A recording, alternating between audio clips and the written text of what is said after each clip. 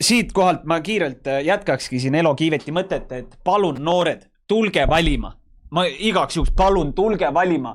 Ärge valige valgusfoori. Valige inimesed, eks ole. Inimesed, kes päriselt on võimelised ja tahavad teie eest nagu võidelda. Et see valgusfoor ei ole nagu see tulevik.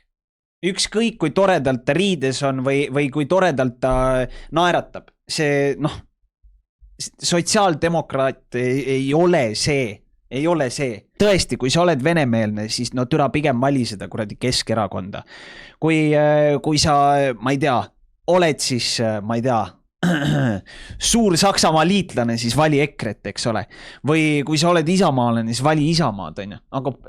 Ja kui sa tahad, et sa oleksid elu lõpuni vaene, siis mine ja vali Reformierakonda. Aga jumala eest ära vali neid sotsiaaldemokraate. Need on nii jõhkrad kommunistid, et nad lihtsalt võtavad sinult kõik ära ja siis annavad selle kellegile teisele. Kellele sa küsid? Sellele, keda nemad arvavad, et seda vajab. Ja nii lihtsalt ongi. Et nagu lihtsalt noored, minge valima, palun. Ja tehke ise oma otsus. Kus viga näed laita, seal Chris Kärner tuleb ja aitab. Tartus vali Chris Kärner, number 126. See on hea pilt, kurat.